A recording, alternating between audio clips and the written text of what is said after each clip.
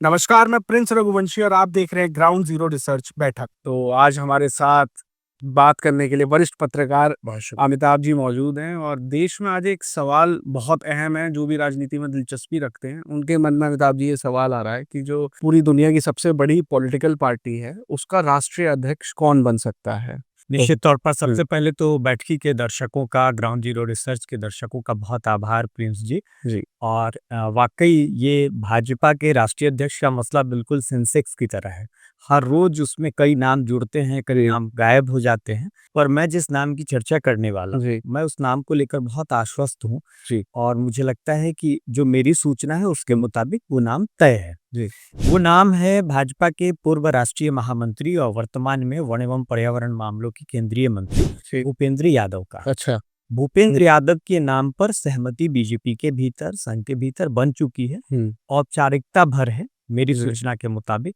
हालांकि कई नाम हैं ऐसे, समय के साथ आप देखेंगे जो नाम इस समय दिख रहे हैं, चल रहे थे, जैसे मनोहर लाल खट्टर जी का नाम चल रहा होगा काफी। निश्चित तौर पर मनोहर लाल खट्टर, धर्मेंद्र प्रधान जी का और भी निर्मला सीतारमण, और दक्षिण के भी नाम, उत्तर के भी नाम, अलग अलग समुदाय से, ब्राह्मण से भी और अति पिछड़ा समाज से भी। लेकिन जो नाम मेरी जानकारी के मुताबिक बीजेपी ने तय किया है वो भूपेंद्र यादव का नाम। मतलब इस आपकी जो राय है इसमें इतनी मजबूती के पीछे क्या वजह है? नहीं, दरअसल क्या है कि एक तो ये है कि पत्रकार के तौर पर आप पार्टी को समझने की कोशिश करते हैं कि इस दल की क्या मन स्थिति है। और दूसरा, वहां आपके जो संबंधित लोग होते हैं अलग अलग स्तर के, नीचे से ऊपर तक, उनके जरिए जो सूचनाएं मिलती है और फिर आप विश्लेषित करते हैं। आप भूपेंद्र यादव के फेसबुक प्रोफाइल को पिछले कुछ दिनों से उठा के आप देखिए, ठीक है, विश्लेषित करिए, तो वो उस तरीके से बड़े आराम से वो बताते हैं कि दिन की शुरुआत चाय के साथ, अच्छा, दिन की शुरुआत अखबार के साथ। और मंत्रालय में जब आप उनके कार्य के बारे में अगर थोड़ी बहुत समीक्षा करेंगे उसको लेकर, तो अधिकारी बहुत निश्चिंत है। इसलिए निश्चिंत हैं कि युद्ध स्तर पर भूपेंद्र यादव जी जो फाइलें हैं उसको मंगवा के और दस्तखत करके उसका निपटारा कर रहे हैं। ठीक है। और समय से पूर्व पहुंच जाना, देर तक बैठ के उसको पूरा कर लेना, तो एक वो है। और दूसरा जो पोस्चर है, जो गेस्चर है, उसको आप विश्लेषित करते हैं। फिर जो सूचना तंत्र आपके हैं अलग अलग स्तर पर, उनसे जो आपकी सूचनाएं मिलती है, तो उस सब को जोड़ के मैं इस निर्णय पर पहुंचा हूं कि भूपेंद्र यादव निर्धारित हो चुके हैं। बस औपचारिकता भर है उनके नाम की घोषणा की। ठीक है। तो अमिताभ जी, अभी देश के दो बड़े महत्वपूर्ण लोग भाजपा के लिए जिनका अभी बयान आया और पब्लिक डोमेन में बयान आया, एक मोहन भागवत जी का बयान आया और दूसरा अमित शाह जी का बयान आया। तो जरा उस पर प्रकाश डालिए कि वो बयान क्या कह रहे थे, मतलब बयान लोगों ने सुना, उसके पीछे की क्या कहानी है, किन जज्बातों को बयां कर रहे थे वो। देखिए, दोनों बयान बहुत महत्वपूर्ण है और दोनों बयान का जो सिरा है वो जाके जुड़ता है भाजपा के नव राष्ट्रीय अध्यक्ष से, जिनका चयन अभी होना है। इस नाम का जिक्र हमने किया कि वो लगभग तय है कि भूपेंद्र यादव होंगे। अब इसी नाम को प्रभावित करने के लिए ये दोनों बयान हैं। ठीक है। दरअसल हुआ ये था कि प्रधानमंत्री नरेंद्र मोदी जी की अभिरुचि राष्ट्रीय अध्यक्ष में, कौन राष्ट्रीय अध्यक्ष हो, इसको लेकर प्रधानमंत्री के मन में कोई विशेष विचार नहीं था, न किसी के प्रति कोई बहुत झुकाव था। मतलब वो खुद को एक तरीके से इससे दूर रखे हुए, जो संगठन तय कर ले, जो संगठन तय कर ले, मतलब ये होता है कि जो बीजेपी तय कर ले या जो संघ तय कर दे, मुझे उसमें कोई दिक्कत नहीं, कोई भी राष्ट्रीय अध्यक्ष बने। लेकिन इसमें दो लोगों का बहुत सीधा सीधा मामला जुड़ता था। एक तरफ बीजेपी में नंबर 2, सरकार में भी, संगठन में भी, जिनकी हैसियत इस वक्त है सबसे ज्यादा, अमित शाह जी। अमित शाह जी के लिए बीजेपी का नया राष्ट्रीय अध्यक्ष उनके लिए बहुत महत्वपूर्ण है। और जितना उनकी राजनीति के लिए नए राष्ट्रीय अध्यक्ष का महत्व है, उतना ही महत्व संघ के भविष्य की राजनीति के लिए, संघ और भाजपा के भविष्य के संबंधों के लिए संघ का भी राष्ट्रीय अध्यक्ष के ऊपर, कि उनका राष्ट्रीय अध्यक्ष हो, उनके लिए भी उतना ही जरूरी है। तो ऐसे में चूंकि निर्णय अंतोगत्वा पहुंचना था प्रधानमंत्री नरेंद्र मोदी तक, शीर्ष पर वो बैठे हैं, तो वो किसी एक की तरफ झुके या किसी एक के निर्णय पर सहमति जताए, इसके लिए दोनों तरफ से जिन दो लोगों का से जुड़ता है इस राष्ट्रीय अध्यक्ष से, उन दोनों तरफ से ये दबाव की राजनीति की गई, जिसमें एक बयान आता है कि 75 के बाद किनारा कर लेना चाहिए, नए लोगों को अवसर देना चाहिए। जो मोहन भागवत जी ने जो कहा। मोहन भागवत जी का बयान है। हुँ। एक बयान अमित शाह जी का है, वो अचानक पहुँचते हैं गुजरात और गुजरात से वो कह देते हैं कि भई जी। हम संन्यास के बाद या अवकाश के बाद जैविक खेती करेंगे, वेद उपनिषद का अध्ययन करेंगे। हुँ। तो ऐसा तो है नहीं कि जैविक खेती और वेद उपनिषद के अध्ययन के लिए अभी तक किसी ने अमित शाह जी को मना किया है। ये भी नहीं है कि किसी ज्योतिषाचार्य ने उनको बताया कि ये मुहूर्त अच्छा है, इसमें आप शुरू जी। कर लीजिए। तो ये अचानक नहीं हुआ। हुँ। ये इसलिए हुआ क्योंकि वो तय कर चुके थे कि भूपेंद्र यादव राष्ट्रीय अध्यक्ष होंगे। जी, तो आपने भूपेंद्र यादव तो बताया कि अमित शाह जी की तरफ से प्रेशर, तो आप ये भी बताइए ना कि मोहन भागवत जी की तरफ से कौन थे? संघ की तरफ से 2-3 नाम थे। जी। संघ की तरफ से ये था कि जो संघ के निकट का नाम हो, हुँ। जिस पर संघ का दबाव ज़्यादा काम करेगा, हुँ। वैसा नाम हो। जी। उसमें मनोहर लाल खट्टर भी हैं। जी। उसमें ये धर्मेंद्र प्रधान भी हैं, जी। विद्यार्थी परिषद की पृष्ठभूमि से आए हैं, उनका नाम भी था। उसमें संजय जोशी, हुँ। जिनके अदावत के किस्से बड़े मशहूर रहे हैं मोदी जी बीजेपी से। की राजनीति में। हुँ। हाँ, तो उनका भी नाम था। लंबे समय से वो बीजेपी की राजनीति से बिल्कुल अलग-थलग थे। जी। तो वैसी परिस्थिति में संघ चाहता था कि नया नेतृत्व जो भी बने वो संघ के निकट का बने। ठीक है। और अमित शाह जी के लिए, चूँकि उनकी पूरी राजनीति के लिए नया राष्ट्रीय अध्यक्ष बहुत महत्वपूर्ण है, हुँ। तो उनको लगा कि सबसे विश्वस्त के तौर पर भूपेंद्र यादव बेहतर है, हुँ। उनका चयन था। तो उस परिस्थिति में जब प्रधानमंत्री की चुप्पी थी, तो जी। उस चुप्पी को प्रभावित करने के लिए हुँ। दोनों तरफ से ये बयान दिया गया। ध्यानाकर्षण के लिए। हाँ, लेकिन इस बयान में हुआ क्या? जी। अमित शाह जी के बयान का जो मेरा विश्लेषण है, जो मेरी समझ है, उस बयान का असर जी। बहुत अधिक हुआ। तुलनात्मक रूप से आप देखेंगे तो संघ प्रमुख के बयान का उस रूप में असर नहीं हुआ। जी। उसका कारण ये है कि संघ और बीजेपी में एक बुनियादी अंतर है। जी। बीजेपी की राजनीति में जो लोग नरेंद्र मोदी की राजनीति या अमित शाह जी की राजनीति को पसंद नहीं करते हैं, भाजपा के भीतर के लोग, वो भी खुल के उनके विरोध में या उनके असहमति में कुछ कहने की स्थिति में इस वक्त नहीं है। नहीं है, सही बात है। दूसरी बात ये है कि बीजेपी के भीतर जो संतुलन की एक स्थिति थी, पहले के संगठन में संतुलन की स्थिति थी। समय के साथ मोदी अमित शाह जी के दौर में बीजेपी की पूरी संरचना सरकार और संगठन दोनों में बदल गई है। अब जो चेहरे आपको सरकार की राजनीति में दिखाई दे या संगठन की राजनीति में दिखाई दे, वो अधिकतर ऐसे बड़े चेहरे हो गए हैं जिनका संघ की पृष्ठभूमि से लेना देना नहीं। ब्यूरोक्रेसी के लोग काफ़ी आ जाते ब्यूरोक्रेसी के लोग हैं। जो ब्यूरोक्रेसी से बाहर भी है, जैसे निर्मला सीतारमण जी हैं, तो वो ब्यूरोक्रेसी से उनका लेना देना नहीं, लेकिन इस समय वो पार्टी की भी एक बड़ा चेहरा बन जी। गए हैं और सरकार के भी बड़े चेहरे के जी। तौर पर दुनिया और देश उनको समझ रहा है। हुँ। अब क्या है कि उनका संघ के प्रति ज़्यादा जुड़ाव है या प्रधानमंत्री नरेंद्र मोदी के प्रति प्रधानमंत्री ज़्यादा जी जुड़ाव को है, ये राइट सब हो। लोग जानते हैं। हुँ। तो इस परिस्थिति में बीजेपी के भीतर अगर हम ये मान भी लें कि संघ प्रमुख के कहने से लोग विरोध में आ जाएँगे और दबाव बनाएँगे कि नरेंद्र मोदी जी पद छोड़ दें, तो ये संभव नहीं है। क्योंकि संघ जब बीजेपी के भीतर बीजेपी का कायांतरण हो रहा था, रूपांतरण हो रहा था, जब नेतृत्व बदल रहा था, चेहरे बदल रहे थे, तो उस वक्त संघ मौन था। अब जब पूरी परिस्थितियां बदल गई, सरकार से संगठन तक, तब अचानक एक दिन मोहन जी को याद आता है कि नेतृत्व बदल जाना चाहिए और वो संकेत में कोई बात कहते हैं। तो उस बात का अब उस रूप में बीजेपी में असर नहीं होने वाला है, क्योंकि वहां उनका डोमिनेंस कम हो गया है। उनकी दखल कम हुई है और धीरे धीरे वो कम होती चली गई। दूसरी तरफ संघ के भीतर क्या है कि आप देखेंगे तो डॉक्टर हेडगेवार के जमाने से लेकर के जी। और आप मोहन जी तक आ जाइए, तमाम जो संघ प्रमुख रहे हैं उनकी एक भूमिका रही है। जी। वो बौद्धिक करते थे, वो पब्लिक प्लेटफॉर्म पर अपनी बात नहीं करते थे। जी। संघ की बैठकों में कार्यकर्ताओं के बीच, संगठन के लोगों के बीच वो अपनी बात कहते थे। मोहन जी के समय में वो परिस्थितियां बदल गई। मोहन जी दुनिया के हर विषय पर बोलने लगे, अलग अलग विषय पर जो देश से संबंधित, सरकार से संबंधित, उस पर कहने लगे। कहने में बुराई नहीं है, लेकिन जब आप हर विषय पर बोलते हैं तो आप किसी वैचारिक संगठन के शीर्ष पर बैठे हुए व्यक्ति हैं, जिसकी भूमिका उस संगठन के लोगों ने अभी तक संगठन की वैचारिकी के लिए केवल देखी है।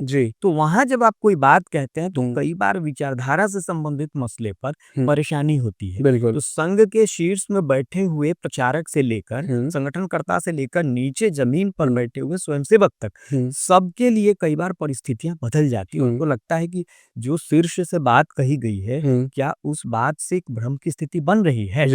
तो अब क्या हुआ, मेरी जो जानकारी है कि संघ की कई बैठकों में हाल के दिनों में संघ के वरिष्ठ कार्यकर्ता, वरिष्ठ प्रचारक और सामान्य स्वयंसेवकों ने भी ये कहा है कि संघ प्रमुख को इतना नहीं बयान देना चाहिए थोड़ा कम या कह संघ सकते हैं। प्रमुख जी को थोड़ा कम बोलना चाहिए। और दूसरा कि हुँ, जैसे पूर्ववर्ती संघ प्रमुख जो थे, हुँ, वो जिस रूप में संघ को दिशा देते थे, हुँ, उसी रूप से इनको भी हुँ, काम करना चाहिए। तो कुल मिला के ये कि संघ के भीतर हुँ, मोहन जी संघ प्रमुख हैं, संघ प्रमुख के प्रति आदर है, लेकिन हुँ, व्यक्तिगत तौर पर मोहन जी के जी, निर्णयों को, उनके हुँ, वक्तव्यों को लेकर एक विरोध का स्वर है। हुँ, वो साफ दिखाई भी देता है, जी, लेकिन बीजेपी में वो परिस्थिति नहीं हुँ, है। तो दरअसल मैं दर्शकों को ये बताना चाह रहा था हुँ, पीयूष जी कि आप आने वाले वक्त में देखेंगे कि संघ के भीतर नेतृत्व बदलेगा, जी, लेकिन सरकार का जो नेतृत्व हुँ, प्रधानमंत्री के तौर पर नरेंद्र मोदी जी के हाथ में है, हुँ, वो इस बयान के बाद जिसकी संभावना लोग जता रहे हैं कि बदल जाएगा, जी, क्या मोदी जी त्याग पत्र दे हुँ, देंगे, क्या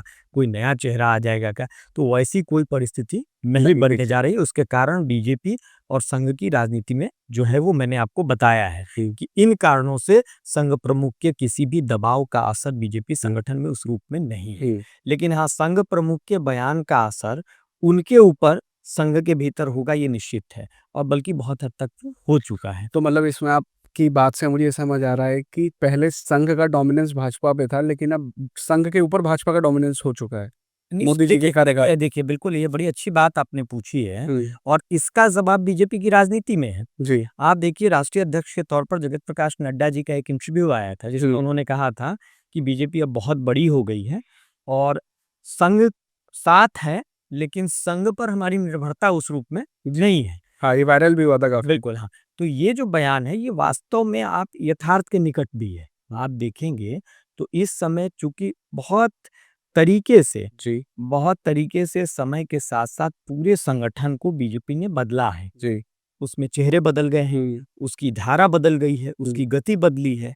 तो उस परिस्थिति में अब संघ उस रूप से बीजेपी के संघ अंदर, कमज़ोर हो गया है। हाँ, या उस रूप से संघ की उपस्थिति बीजेपी के भीतर नहीं है, जैसे हुँ, पहले होती थी, और समय के साथ होता भी है।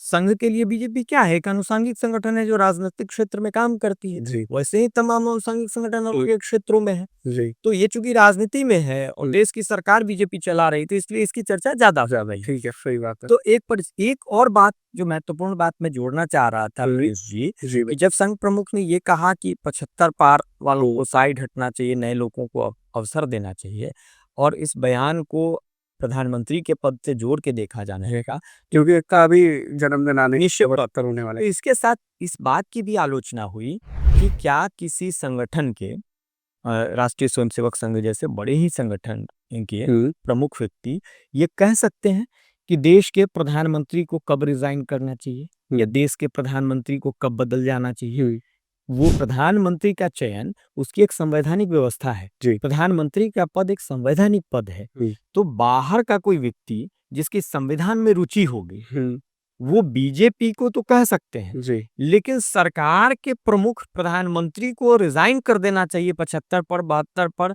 या नहीं करना चाहिए। ये अगर संघ प्रमुख कहते हैं, तो एक बात और भी खड़ी होती है इसके साथ, कि संघ की रुचि भारत के संविधान में कितनी है, जी, और रुचि भारत के संविधान में है, तो ये बात तो बहुत असंवैधानिक है। हुँ, बाहर से कोई प्रेशर ग्रुप ऐसे कैसे कह सकता है, डिक्टेट हुँ, तो नहीं कर सकता है। जी, तो इसके कारण भी आलोचना होती है। और होता क्या है कि जब आप हर विषय पर बोलते हैं और नियमित बोलने लगते हैं, जी। तो फिर ये गलती होती है, ये जोखिम होता है, और उस जोखिम का इस समय सीधा-सीधा असर उन्हीं की सेहत पर होता तो हुआ मैं मतलब देख जिस रहा हूँ। चीज़ से नेता परेशान होते थे, नेता फँस जाते थे, अब उसमें भागवत जी फँस गए हैं, जवाब देके, निश्चित भाषण तौर पे, देके। जी, निश्चित तौर पर जी, अपनी ही बात में वो अपने लिए परेशानी उन्होंने खड़ी कर ली है, और उस परेशानी का पट्टाछेप जब होगा, हुँ, तो आप देखिएगा कि नेतृत्व बदलेगा। और मैं ये भी दर्शकों को बता देता हूँ, जी, कि नया नेतृत्व आएगा संघ के भीतर, आप हुँ, देखिएगा कि उस नेतृत्व की तरफ से ये कहा जाएगा कि नरेंद्र मोदी जैसा नेतृत्व युगों में पैदा होता है, हुँ, और इनके ऊपर 72-75 का कोई भी इस तरीके की बाध्यता नहीं रखी जा सकती है। और तब देखिएगा फिर तमाम जगह ये छपेगा कि संघ ने सहमति जता दी, संघ ने कह दिया अब मोदी जी ही रहेंगे। कि आने वाले 2-3 टर्म और मोदी जी रहेंगे। हाँ, वो हुँ, जब तक बीजेपी की सरकार रहेगी, मोदी रह सकते हैं। उन पर अच्छा, दूसरी बात ये जी, कमाल की बात है, बताइए। 75 की बात बीजेपी के संविधान में लिखित है क्या? भारत हुँ, के संविधान में कहीं लिखित है क्या? नहीं, तो जब कहीं लिखित ही नहीं है, तो एक अलिखित, एक अघोषित नियम समय के साथ मोदी अमित शाह जी के युग में ये नियम बना था उन लोगों को बाहर करने के लिए जिनकी मार्गदर्शक मंडल पृष्ठभूमि में लाने के लिए। हाँ, जिनकी पृष्ठभूमि संघ की थी हम्म, या जो भविष्य में जी बीजेपी के लीडर आने ही वाला था। जी, मोदी और अमित शाह के दौर में हाँ कुछ परेशानी खड़ी कर सकते थे, उनको बाहर करने के लिए एक अघोषित नियम बना गया 75 पर और इसके भी अपवाद हैं, जी इसी सरकार में है। जी, लेकिन मैं अब अपवादों पे नहीं जाऊँगा, मैं ये जानना चाहूँगा कि अभी जब नए राष्ट्रीय अध्यक्ष आने वाले हैं, तो जो मार्गदर्शन मंडल है, जिसमें 75 पार के लोग गए थे पिछली बार, तो इस बार आपको कौन जाता हुआ दिख रहा है? उसमें आप कौन जा सकता है? ये तो मोदी जी और अमित शाह जी और बीजेपी के राष्ट्रीय अध्यक्ष तय करेंगे, पर मैं इतना बता सकता हूँ कि जो लोग इस समय मोहन जी के बयान के आधार पर अति उत्साहित होकर चाहे कानाफूसी करें, क्योंकि पब्लिक प्लेटफॉर्म पर बोलने की परिस्थिति तो है नहीं, लेकिन अगर वो कानाफूसी भी करेंगे ना और वो बात अगर पहुंच गई प्रधानमंत्री तक या गृह मंत्री तक, तो तय मानिए कि आने वाले वक्त में वो मार्गदर्शक मंडल में होंगे। ये निश्चित मानिए, क्योंकि इस राजनीति में जो लोग इस राजनीति को लेकर चलने वाले लोग हैं या जो इसमें फिट हैं, जी वो लोग आने वाले समय में नेतृत्व की दिशा में होंगे। जो इसके लिए अनफिट हैं, वो मार्गदर्शक मंडल की तरफ जाएंगे। बहुत सारे ऐसे भी लोग हैं जो मार्गदर्शक मंडल में भी नहीं होंगे। जी वो जैसे संजय जोशी, जी कायदे से मार्गदर्शक मंडल की स्थिति उनकी है, हाँ वो कोशिश भी कर रहे हैं, लेकिन अब मार्गदर्शक मान से भी नहीं में आने के लिए भी लड़ाई चल रही है। तो मार्गदर्शक मंडल को हल्के में मत लीजिए। कोई पार्टी जब सत्ता में होती है तो कहीं भी जाने के लिए लोग लालायित होते हैं, तो बहुत लोगों के नसीब में वो भी नहीं है। अच्छा तो नए अध्यक्ष के बाद वो भी आपको दिखेगा कि कई लोग उसके लिए भी लालायित होंगे और उनको नहीं मिल पाएगा। ठीक है, तो एक बार आपका फाइनल टेक भूपेंद्र यादव जी पे ही है कि भूपेंद्र यादव जी भाजपा के राष्ट्रीय अध्यक्ष होने वाले हैं? निश्चित तौर पर मेरी समझ, मेरा विश्लेषण, मेरी सूचना उसके मुताबिक भूपेंद्र यादव निश्चित है, ना कि घोषणा की औपचारिकता है। लेकिन एक बात और भी जोड़ देता हूँ कि बीजेपी की राजनीति में खासतौर मोदी अमित शाह के दौर में जी कोई भी चीज जब तक हो ना जाए, हम सब ने वो दृश्य देखा था जी जब अभी के वर्तमान के जम्मू कश्मीर के उपराज्यपाल मनोज सिन्हा मुख्यमंत्री बनने वाले थे मुख्यमंत्री उत्तर बनने प्रदेश के लिए हनुमान जी के दरबार में पहुंच गए थे। जी और हनुमान जी के दरबार में पहुंचे और पता नहीं वहां क्या घटित हो गया कि वहां से प्रोटोकॉल तो मिला, हनुमान जी की कृपा बरसी, लेकिन गद्दी छूट गई। कई बार ऐसा होता है कि लास्ट मोमेंट पर भी, और ऐसा होता है तभी तो तमाम मीडिया वाले कहते हैं मास्टर स्ट्रोक। बस तो मास्टर स्ट्रोक के लिए भी हो सकता है कि बीजेपी मोदी जी कुछ कर दें, जी लेकिन ये तय मानिए कि अभी की जानकारी के मुताबिक भूपेंद्र यादव निश्चित हैं। जी अगर भूपेंद्र यादव नहीं होंगे तो कोई देवेंद्र होंगे, कोई राजेंद्र होंगे, कोई वरुणेंद्र होंगे, कोई अरुणेंद्र होंगे, लेकिन ये तय मानिए कि कोई संघ के बहुत मजबूत जिनका नाम चल रहा है, बड़े नहीं ना, होंगे, वो नहीं होंगे, ये निश्चित है। वो होंगे जो मोदी जी और अमित शाह जी की बात बस बस बस जी। तो आप देख रहे थे बैठकी, और आज बैठकी के दर्शकों के सामने एक बहुत बड़ा खुलासा कहिए या पहले सामने बात आई है खुल के कि भूपेंद्र यादव भाजपा के नए राष्ट्रीय अध्यक्ष होने वाले हैं। तो भूपेंद्र यादव जी को बैठकी और ग्राउंड जीरो की तरफ से पहले ही हम बधाई दे देते हैं अगर वो बनते हैं तो। बाकी आप जुड़े रहिएगा और ऐसे इंसाइट्स के लिए। और अमिताभ जी, धन्यवाद, आप आए और आपने अपना महत्वपूर्ण समय हमें दिया और एक नई बात बताई हमें कि बहुत आभार प्रिंस जी जी इस मंच के लिए, और बैठकी के दर्शकों को बहुत सारा आभार इस चर्चा को सुनने के लिए। और अपनी प्रतिक्रिया आप प्रिंस जी तक पहुंचाइएगा तो वो प्रतिक्रिया मेरे तक भी पहुंच जाएगी। बहुत आभार।